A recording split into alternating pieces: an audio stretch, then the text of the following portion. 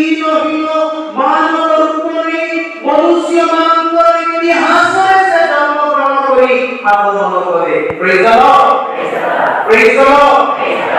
ईश्वर प्रथम आगमन है ऐतिहासिक आगमन, coming of God in history.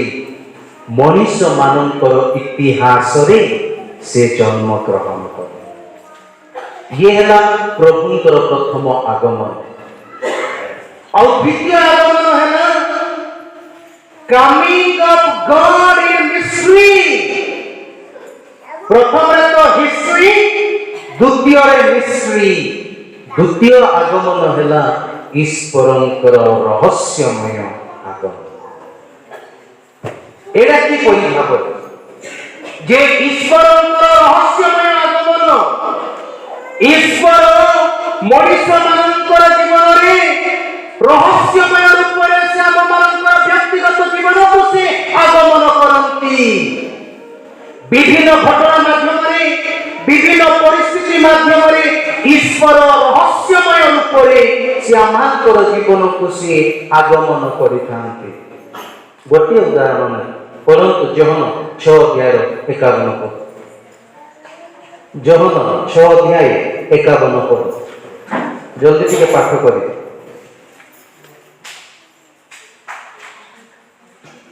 Johan 6:51 पद। हाँ पाठ करी। मूल सर्गर अवतीर्ण से जीवन रोटी पढ़। जीवन तो आहार कहीं जदि एही आहार भोजन करे से अनंत काल पर्यंत जीवित रहिबो।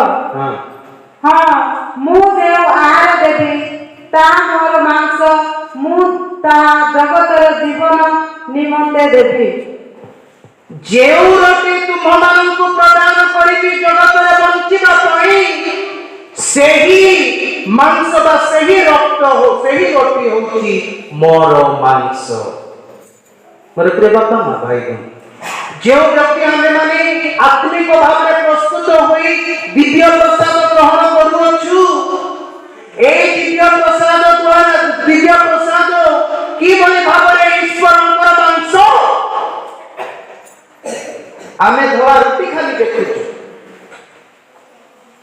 खाली धोला रोटी देखुछु, किंतु प्रभु कहउछंती ताहा वास्तव रे मोर मांस। एटा मनुष्य पाई गोटे अद्भुत, एटा मनुष्य पाई गोटे रहस्यमय जे की भली भाव गोटे साधारण रोटी ईश्वरंकर गोटे मांस। एटा रहस्य हमान को पाई गोटे रहस्य। कारण प्रभु रहस्यमय रूपरी से आमानकर जीवन को से आसे संस्कार माध्यम रे पवित्र वाक्य द्वारा जेतेबेले पवित्र धर्मशास्त्र पठन करू सेही माध्यम रे ईश्वर रहस्यमय रूपरे आम मानकर जीवन को आसी थांती। Praise the Lord, praise the Lord. मोर प्रिय बापा मां भाई, प्रथम आगमन ईश्वरंकर ऐतिहासिक आगमन, द्वितीय आगमन ईश्वरंकर रहस्यमय आगमन, तृतीय आगमन है coming of God in majesty. प्रथम है coming of God in history, द्वितीय है coming of God in mystery, और तृतीय है coming of God in majesty. ईश्वरंकर गौरवमय आगमन, ईश्वरंकर गौरवमय आगमन। और सेही गौरवमय आगमन पाई आज सारा पृथ्वी अंत्यवासी आकाश पाताल मध्य समस्त जीवित व्यक्ति माने सेही प्रभुंकर गौरवमय आगमन प्रतीक्षा रे समस्त आम जगिछु, प्रतीक्षा रे अछु जे मोर प्रभु सो गौरव रे मो निकट को आसी। जेतेबेले तांकर सेही गौरवमय आगमन हबो से तीनहीन मानव रूप में जन्म नेबे नहीं।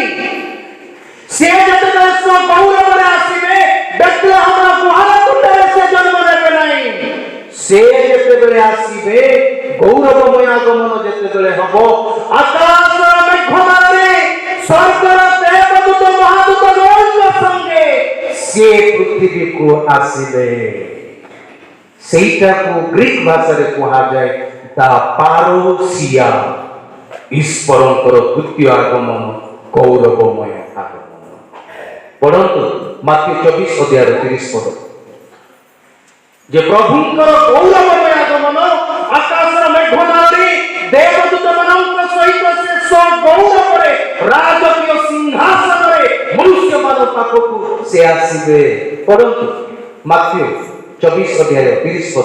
ସେତେବେଳେ ଆକାଶରେ ମନୁଷ୍ୟ ପୁତ୍ରଙ୍କର ଲକ୍ଷଣ ଦେଖାଯିବ।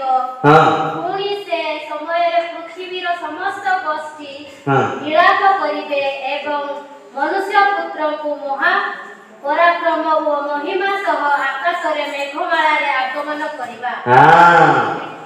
ମହାମହିମା ସହ ଗୌରବରେ ଆକାଶର ମେଘମାଳାରେ ସେ ଆମମାନଙ୍କ ପାଖକୁ ସେ ଆସିବେ। ପଢନ୍ତୁ ମାତ୍ୟ 25:31। ମାତ୍ୟ 25:31। ସେ ଗୌରବରେ ନିଜର ଦୂତମାନଙ୍କ ସହିତ ରାଜକୀୟ ସିଂହାସନରେ ମନୁଷ୍ୟମାନଙ୍କ ପାଖକୁ ଗୌରବରେ ଆସିବେ। ମାଉତରେ ପଢିଦିଅ 25:31। ମନୁଷ୍ୟ ପୁତ୍ର ଯେତେବେଳେ ସମସ୍ତ ଦୂତଙ୍କ ସହିତ ମହିମାରେ ଆଗମନ କରିବେ, ସେତେବେଳେ ସେ ଆକାଶର ଆପଣା ଗୌରବମୟ ସିଂହାସନରେ ଉପବେଶନ କରିବେ। ଆପଣାର ଗୌରବର ସିଂହାସନରେ ସେ ଆସିବେ। ଆଉ ଦିନହୀନ ମାନବ ରୂପ ନାହିଁ, କି ବେତଲେହେମର ଗୁହାଳ କୁଣ୍ଡରେ ଜନ୍ମ ନେବେ ନାହିଁ। ସେ ଗୌରବର ସିଂହାସନରେ ନିଜର ଦେବଦୂତ ମାନଙ୍କ ସହିତ ସେ ଆସିବେ। ଆଉ ଗୋଟେ ପଢନ୍ତୁ ଲୁକ ଲିଖିତ ସୁସମାଚାର 21:27।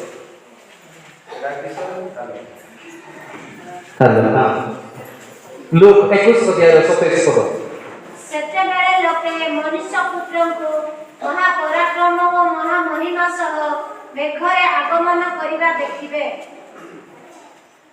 ପବିତ୍ର ଶାସ୍ତ୍ର ସ୍ପଷ୍ଟ କରେ ଯେ ଈଶ୍ୱରଙ୍କର ଗୌରବ ଆଗମନ କିଭଳି ଭାବରେ ହେବ ଆଜି ପବିତ୍ର ଗ୍ରନ୍ଥରୁ ଆମେମାନେ ପଢିଛୁ। ସେ ଆସିବେ। ସେ ଆସିବେ କେବେ? ଆଜି ମୋର ପ୍ରସଙ୍ଗ ହବ, ଯଦି ପବିତ୍ର ଶାସ୍ତ୍ର ଯଦି କହୁଛି ସେ ଆସିବେ, ସେ ଶୀଘ୍ର ଆସିବେ, ସ୍ୱଗୌରବରେ ଆସିବେ କେବେ? ପ୍ରକାଶନ ପୁସ୍ତକ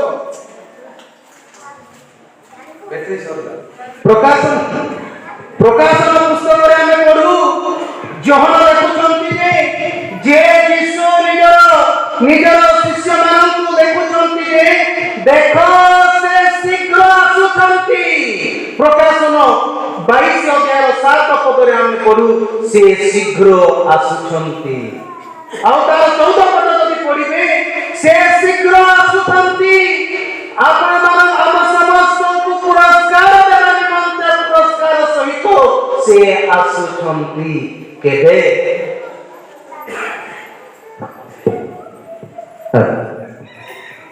ଆସିବାଟା ସୁନିଶ୍ଚିତ। ବର୍ତ୍ତମାନ ପ୍ରଶ୍ନ ଆସୁଛି କେବେ? ଜଣେ ଗୋଟେ ଛୋଟ ପରିବାରର ବାପା ମା ଆଉ 2ଟା ପୁଅ ଥିଲେ। ଛୋଟ ପରିବାର, ଆଉ ଏ ପରିବାର ଏ ବାପା ଜଣେ ମିଲିଟାରୀ ମ୍ୟାନ୍ ଥିଲା। ହେଲେ ମିଲିଟାରୀ ମ୍ୟାନ୍ ଥିବାରୁ ଛୁଟି ପାଇବାରୁ ଗୋଟିଏ ମାସ ପାଇଁ ନିଜର ସ୍ତ୍ରୀ ନିଜର ପୁଅମାନଙ୍କ ସହିତ ବିତେଇବା ପାଇଁ ସେ ଘରକୁ ଆସିଲେ। ଗୋଟିଏ ମାସ ବହୁତ ଖୁସି ବହୁତ ଆନନ୍ଦରେ ପରିବାର ସହିତ ଛୁଟି ବିତେଇଲା ପରେ ଯେତେବେଳେ ସମୟ ଆସିଲା ସେ ଫେରିଗଲା ନିଜର କାମ ପାଇଁ, ନିଜର କର୍ମସ୍ଥଳୀକୁ ସେ ଫେରିଗଲା। ଆଉ ଫେରିବା ପୂର୍ବରୁ ଏଇ 2 ଜଣ ପୁଅକୁ ସେ ପ୍ରତିଶ୍ରୁତି ଦେଇଥିଲେ, ମୁଁ ଯେତେବେଳେ ଆହୁରି ଆସିବି ମୋର ସହିତ ବିଭିନ୍ନ ପ୍ରକାର ଉପହାର ନେଇକି ଆସିବି। I will bring for you costliest gifts. ଉପହାର ନେଇକି ଆଣି ବହୁତ ଜିନିଷ ତମମାନଙ୍କ ପାଇଁ ଆଣିବେ। ପିଲାମାନେ କେତେ ଖୁସି ହେଇଥିଲେ। ପିଲାମାନେ ଖୁସି ହେଇଥିଲେ। ବାପା ଯେତେବେଳେ କହୁଛି ମୁଁ ଯେତେବେଳେ ଆସିବି ଆଉ ଥରେ ଛୁଟି ତମର ପାଇଁ ଜିନ୍ସ ପ୍ୟାଣ୍ଟ ଆଣିଦେବି, ସ୍ମାର୍ଟଫୋନ ଆଣିଦେବି, ତମକୁ ଜ୍ୟାକେଟ ଆଣିଦେବି, ଘୋଡେଇକି ଥଣ୍ଡା ଦିନରେ ଶୋଇବା ପାଇଁ କମଳ ଆଣିଦେବି, ପାଖିଡ଼ି ଆଣିଦେବି। ଏ ବିଷୟରେ ଯେତେବେଳେ କହିଲ ପିଲାମାନେ ବହୁତ ଖୁସି ହେଲେ। ହଁ ବାପା ହଁ, ଏତିକି କହିକି ଏଇ ବାପା ସେ ଫେରିଲେ। କିଛି ଦିନ ପରେ गोटे दुखर कथा तार स्त्री शुणी जितेबले युद्ध शत्रु देश सहित युद्ध करने समय ए सैनिक हिसाब से जितेबले से आगरे थे फ्रंट लाइन रे थे खबर केवल स्त्री ही से पाए खबर पाई से बहुत दुख भांगी पड़े सत किंतु से निष्पत्ति नेला दुखर घटना मुझे दुई जन सन्तान को कहबी ना दुखर घटना को मुझे दुई जन सन्तान को कहबी ना से लुचेक रख केते दिन पर पारे 2-3 मास पर तार दुईटा पुओ पचारे माँ बापा केबे आसिबो माँ कौन आसे छुट्टी रे आसे आउ केते दिन पर ए तार सानो पुओ पचारे माँ बापा कहते छुट्टी आसबी बोली केबे आसिबो तो माँ कहते कालकी आइबो एमान पूरा प्रस्तुत तो काली आसला से सामने को पचार माँ कहीं बापा कालकी आसिबो एमिति माने पिला ने बापांकर आसीबार माने आसीबार अपेक्षा से माने कारण बापा से मानको प्रतिश्रुति देइतिले मु जते आसीबी आ थरे मु भलो भलो गिफ्ट नै कि तुम मानको पय आसी पिला मानकर मन रे खजा भुजा एटा पाइबा पाइ से मानकर मन हृदय केते आकुलता बापा केते बेले आसी आउ बापे पिला माने मां को पता खाली मां खाली कहती काल के आसबो तू सत कथा कहो केबे आसबो बुआ तू सत कथा को केबे आसबो बुआ को ता मां कोन करे आजी आसी एबे देखो तो ए दुई जन पुओ जेते बेले मां कहती बापा आजी आसीबो से मानकर मन से मानकर चिंता कोन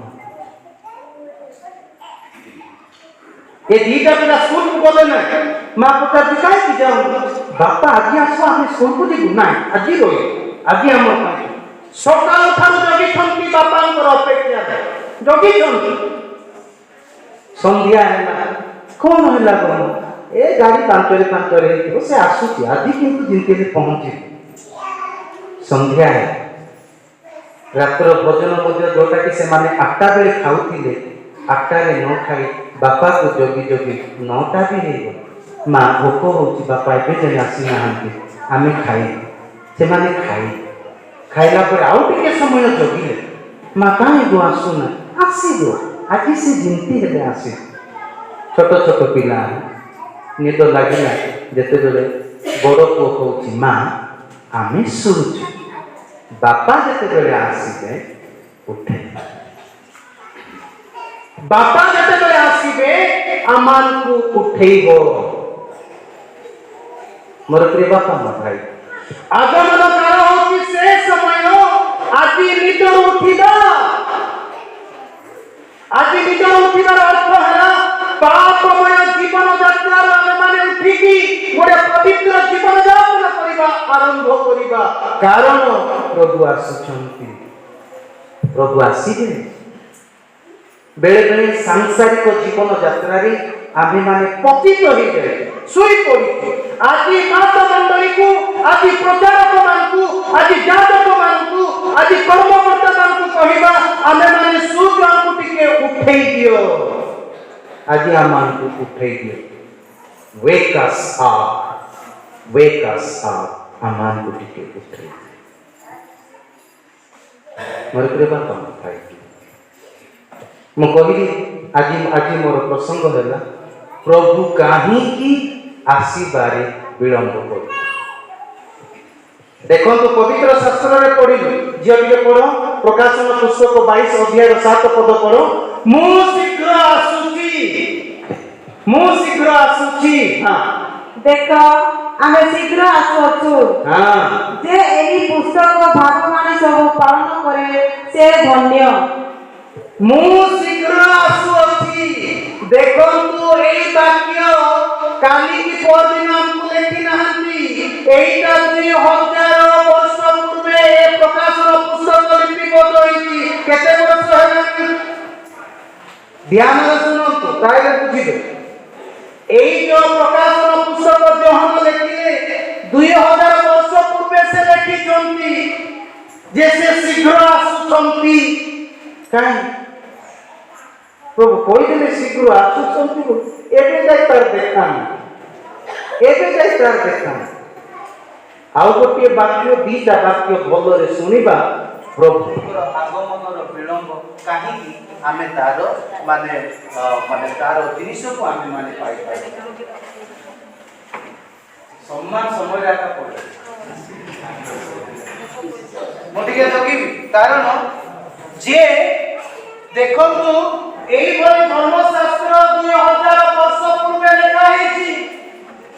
ହେଲେ ଲେଖା ହେଇଛି ଯଦି ପ୍ରଭୁ କହୁଛନ୍ତି ମୁଁ ଶୀଘ୍ର ଆସୁଛି, ଶୀଘ୍ର ଆସୁଛି, କଣ ହେଲା? ଏତେ ବର୍ଷ ହେଲାଣି ଆମେ ଜଗି ଜଗି ଆମର ଘୁଷେଇ ଯାଇନ ସବୁ ପାଟା ହେଇକି ସମାଧିରେ ଜଗି, ସବୁ ସମାଧିରେ ଜଗି। ଆମେ ତ ବଞ୍ଚିଛୁ, ଆମେ ବଞ୍ଚୁ ପ୍ରଭୁ ଆସ୍ତେ ବଞ୍ଚୁଛି କେଡ଼େ ବଡ଼ ଆସ୍ତେ ଆସ୍ତେ ବଞ୍ଚୁଛି ଆମର ଗୋଟା ବିନ୍ଦା କାହିଁକି କାହିଁକି ଈଶ୍ୱର ତାଙ୍କର ଆଗମନକୁ ବିଳମ୍ବ କରୁଛନ୍ତି? ମା ମାନଙ୍କୁ ପ୍ରଶ୍ନ, ଏଇଟା ସହଜ ପ୍ରଶ୍ନ ନା। ଇଭେନ୍ କେତେ ଭାବେ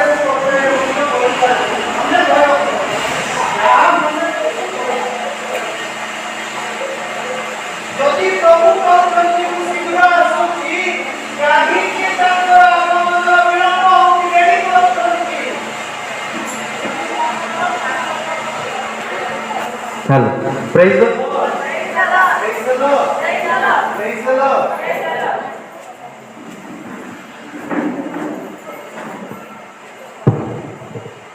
गोटे वाक्य पढ़िबा एब्री पुस्तक 10 अध्याय 37 पद। एब्री पुस्तक 10 अध्याय 37 पद माउथरे टिके पढ़ि दियो। 11:10 पद।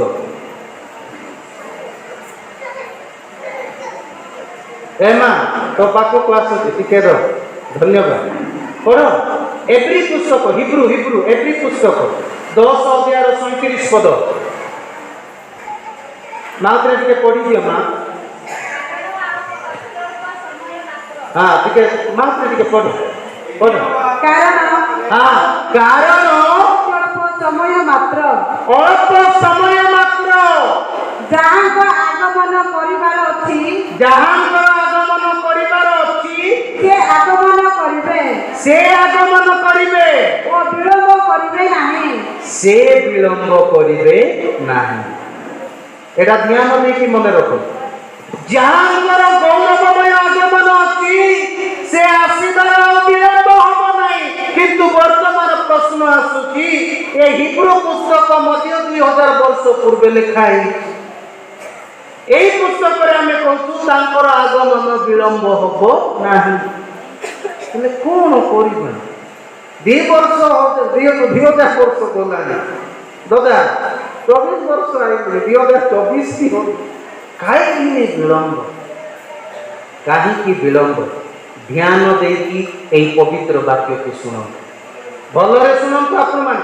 ଯେ ଯୀଶୁଙ୍କର ଗୌରବମୟ ଆଗମନର ବିଳମ୍ବ କାରଣ ପବିତ୍ର ଧର୍ମଶାସ୍ତ୍ର ପ୍ରକାଶ କରୁଛି।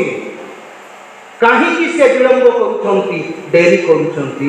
ଏଠି ପବିତ୍ର ଗ୍ରନ୍ଥରୁ ଭଲରେ ଶୁଣନ୍ତୁ। ଦ୍ୱିତୀୟ ପିତର 3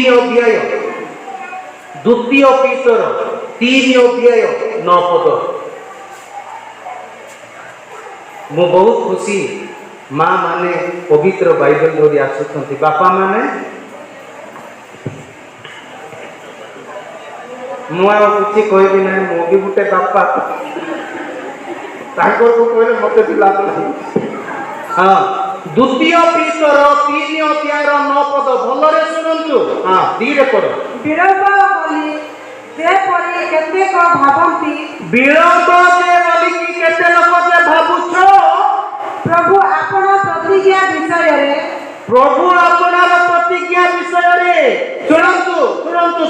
ଶୁଣନ୍ତୁ।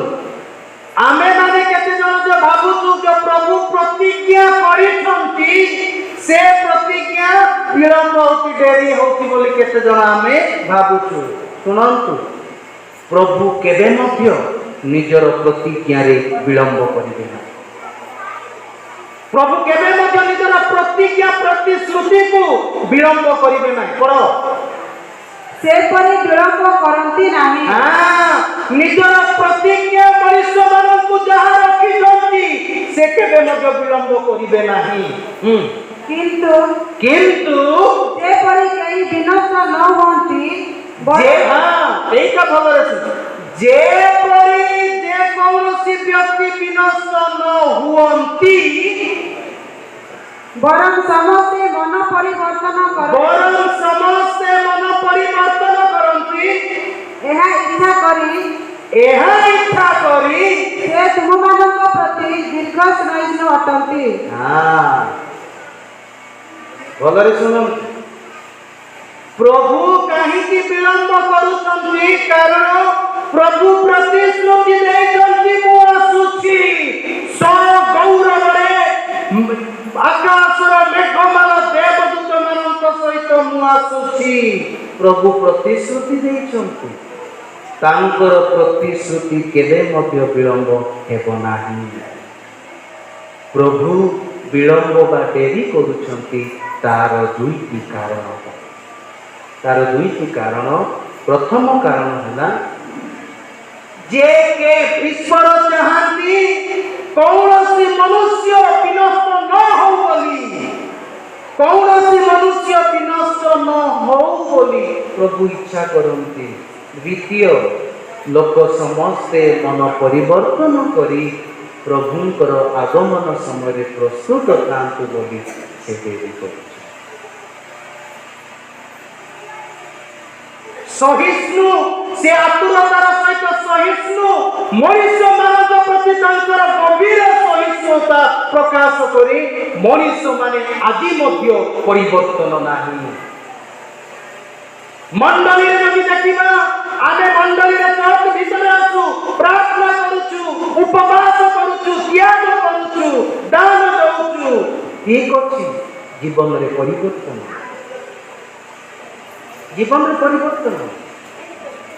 आउ ए मनुष्य विनष्ट न हो बोली प्रभु आदि तांकर आशीर्वाद को से विलंब करूछन एबे देखंतु पृथ्वी को टिके देखि दियंतु आज केते जन मनुष्य मन परिवर्तन करी प्रभु को पाखरे अछि आमे एके बसिछु प्रभु को देवाले रहछु आज केते जन आमे कहि पाइबा गगन पर कहि पाइबा जे मो मोर मन परिवर्तन को करि ना ईश्वर मनुष्यर अंतकरण को देखुची प्रत्येक जीवन को देखुचंती आ मनुष्य आज पर्यंत परिवर्तन